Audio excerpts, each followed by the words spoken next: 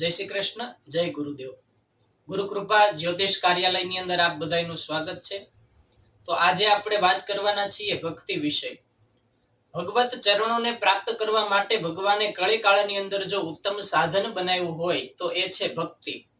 એટલે જ કીધું કે હરિસ્મરણમ હિ કેવલમ। જો ભગવાનનું નામ લેવામાં આવે, ભગવાનની ભક્તિ કરવામાં આવે તો ભગવત ચરણોને આપણે પ્રાપ્ત કરી શકીએ છીએ। પણ ભક્તિ એક પ્રકારની નથી। શાસ્ત્રએ એવું વર્ણન કર્યું છે કે ભક્તિ છે એ 9 પ્રકારની ભક્તિ છે, જેને નવધા ભક્તિ તરીકે ઓળખવામાં આવી છે। એક શ્લોક છે કે શ્રવણમ કીર્તનમ વિષ્ણુ સ્મરણમ પાદ સેવનમ અર્ચનમ વંદનમ દાસ્યમ સખ્યમ આત્મનિવેદન। શ્રવણ કહેતા સાંભળવું, સાંભળવું એ પણ એક પ્રકારની ભક્તિ છે। કથા સાંભળીએ તો એક પ્રકારની ભક્તિ છે।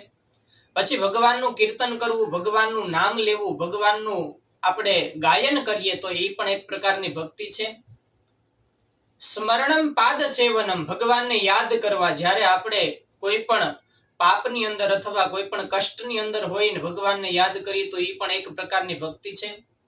પાદ સેવનમ, કોઈ બ્રાહ્મણ સાધુ કોઈ અતિથિ હોય તો એના પગ પખાળવા, એના પગ ધોવા, એ પણ એક પ્રકારની ભક્તિ છે।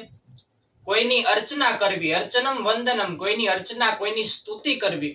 પછી કીધું છે કોઈને વંદન કરવા, કોઈને નમસ્કાર કરવા। પછી છેલ્લે એક કીધું છે દાસ્ય। દાસ્ય એટલે દાસી ભાવ છે કે જે શબરીબાએ ભગવાન રામ ભગવાનની સેવા કરી, એક દાસી ભાવ છે।